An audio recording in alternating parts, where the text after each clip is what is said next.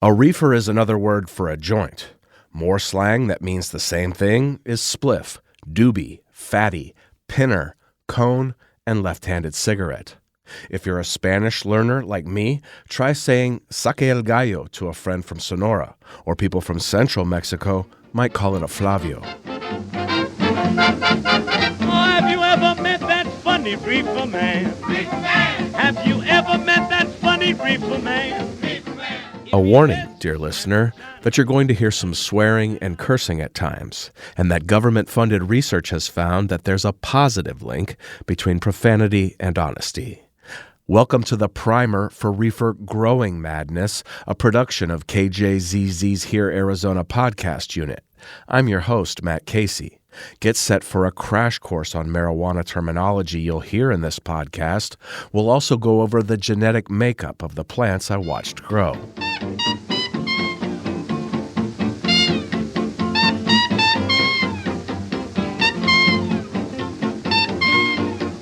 Let's start with some often used words in commercial weed marketing that you may have already heard: Indica and sativa. They're names for varieties of the marijuana plant. Think of indica and sativa like umbrella terms to describe the effects from smoking the plant's buds or nugs. So sativas are the type of cannabis plant that grows around the equator, right? And so it's like hot, humid climates. Meet Caleb Counts, CEO of Connected Cannabis, the sister brand of Alien Labs. He's talking about all things weed at Walter Studios in downtown Phoenix. Companies like his can't make money cultivating pure sativas because the plants take longer to grow, they get too big, and they're ugly compared to what's widely considered pretty pot. On the other hand, cannabis indica was grown in really arid climates, like desert climates, right? And so those were smaller, more compact plants. That's where the density came and the purple coloring came. Crossbreeding an indica with a sativa creates another term used in marijuana marketing: hybrid. The practice enables commercial production. It also led to weed having stronger and diverse effects. We want the larger yield of the sativa plant, but we want the beautiful and compact, nature of the purple buds from the indica plant. And so, yes, they've all been hybridized at this point. So why is marijuana still labeled sativa or indica? The short answer is different fragrant oils called terpenes. I haven't had this strain in a while either, so it'll be fun. Marijuana buds shake in a display container as Ashley Fagans holds the open top up to her nose. She just said another important word: strain. There are thousands of named marijuana strains, each distinguished by look, smell, and effects. The weed Fagans is holding is called Devil Driver. It's grown by the Giving Tree Dispensary, where we sit in a room Fagans uses to teach pot classes. She passes the container to PR agent Kaylee Erickson. This one smells almost sweeter than the last one. Mm-hmm. I'm getting more herbal from this one than I did in the other one. Yeah.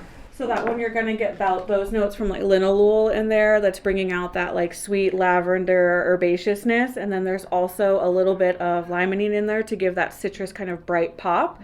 Limonene and linalool are examples of terpenes. So are myrcene and pinene. The dominant terpenes in a marijuana strain determine its primary effects. Since all strains are hybrids, an uplifting and cerebral high leans more sativa, while a body buzz and feeling sleepy are linked to indicas. Marijuana criminalization prevented research that could scientifically explain why. So much of what is relied on regarding the effects of marijuana is subjective. But we'll have people where they'll smoke the exact same strain and it hits a little different. Like I had guava tangy the other day and it made me super hungry. And then, a coworker had it and she was like, oh, it just made me sleepy and go to bed. So it's the way your body's processing everything. We all have an endocannabinoid system that regulates and controls many critical body functions such as learning and memory. Inhaling marijuana smoke sends cannabinoids such as THC, the main psychoactive ingredient in weed, and CBD, sold in just about every convenience store ever, into the bloodstream.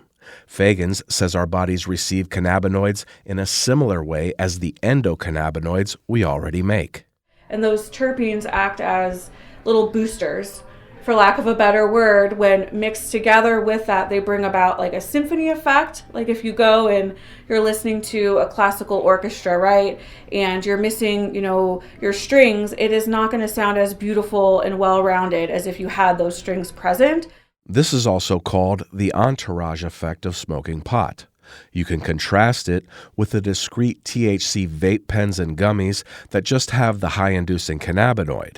Fagans says dispensary customers are typically in one of three categories: people on a tight budget, occasional splurgers mostly looking for deals like buy one, get one free, and connoisseurs.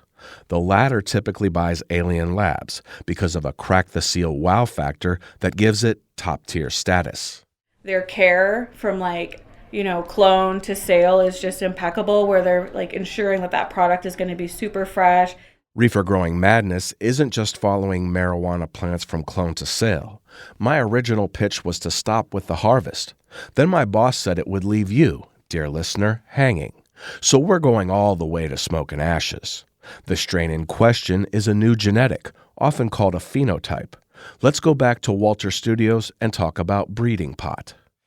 If you don't know me, my name's Ted Leidy. I'm the founder of Alien Labs. I started Alien Labs back in 2014. Leidy and Caleb Counts, the other half of this live conversation, work together. Research and development are their specialty.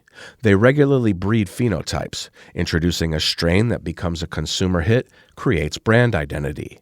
Doing so is hit and miss given the subjectiveness of how marijuana makes people feel. And then we got Spectrum coming out here in December, which is Skittles times RS11. Let's translate what you just heard, starting with that last abbreviation. RS11 stands for Rainbow Sherbet Number 11. The brand name candy I'm not repeating is also a strain name. For legal reasons, it's referred to as Z in Arizona.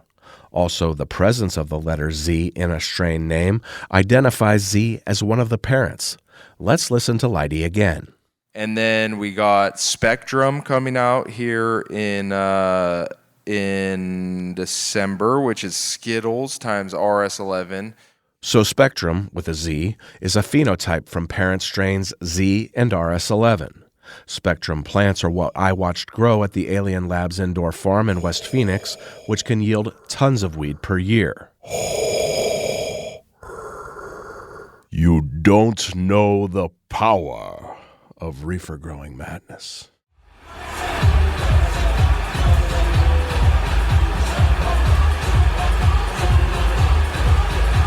Music thumps as workers with lab coats, hairnets, and gloves hang branches decorated by mature marijuana buds upside down on a giant drying rack.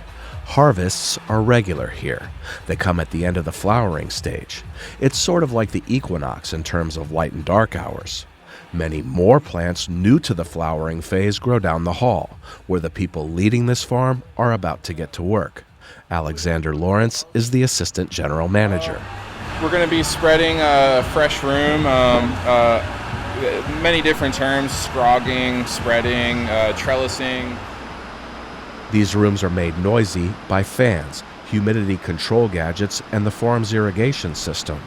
Trellising means using plastic netting as a framework to support the plants. The goal is to make a solid plain canopy of marijuana flowers, says General Manager Bruno Gagliardi. Right, so we're just trying to open the plant up, right? It's going to have a natural tendency to just kind of grow straight up. What we want to do is train it. For both of them, the chance to do hands-on cultivation is rare. You get a good feel for the plant and the stage that it's in, especially when we have nice plants that have these tender branches. Gagliardi and Lawrence must communicate constantly. Notebooks and spreadsheets are planners to weave new strains in with fan favorites and maintain the harvest cadence. Market feedback determines what the bosses tell Gagliardi and Lawrence to grow. They then execute. A lot of like the behind the scenes kind of Wizard of Oz kind of stuff that happens. Like that's more of like our side by side. The conversation drifts to the parent strains of Spectrum. Gagliardi and Lawrence also grow RS11 and Z among dozens of other genetics. So what if you bought a jar of both, rolled some of each strain in a reefer, and burned it down? Could they expect to have an experience sort of like what the Spectrum's going to have? No. Yeah, no, that would be... that kind of comes down to how genetics and breeding work, right? So the product that you get in the end from crossing the two is going to be significantly different from either parent, right? Much like any child is going to be, in a lot of ways, very different from their own parents. Lawrence explains that crossing the strains is likely an effort to get the best qualities from each. So like mixing Skittles and RS11 actually sounds really interesting. I kind of want to try that now to see if it comes through. But yeah, like the true cross is going to be a different like flavor makeup to get all together. I think like different quality too. Like we'll never understand like what all those cannabinoids do, the combination of them together, Never is a long time. But Lawrence is right about there being a vacuum of scientific research on marijuana. Dr. Sue Sisley here in Arizona works to change that particular consequence of prohibition.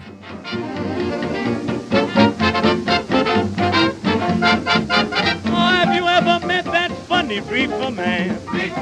Have you ever met that funny reefer man? Que viva reefer growing madness. Next episode, we'll go back inside the lab to meet the Spectrum clones. Now, here's my project partner, Tim Ogney, with a preview of the photo and video online for this episode. It was unique to hear them talk so openly about the stuff that they were doing that is either questionably legal or full-on criminal activity that is now totally fine. And I think that's part of what we're doing is kind of shining a light on that and just illustrating how much that's changed. We're also talking a lot about the different kind of terminology. And throughout Alien Labs, there are a lot of places where you see these words written down, spelled out in different ways. So I'm hoping that I've captured some of that and that I can sort of put that on display so you can see where these different terms pop up in different places. This is our opportunity to really kind of set the scene and show you what this place looks like. Reefer Growing Madness was produced and hosted by me, Matt Casey. Tim Ogney is our digital editor. Assistant News Director Lindsay C. Riley is our project editor. To see photos and other media from this episode, be sure to check out our website, rgm.kjzz.org. And thanks for listening.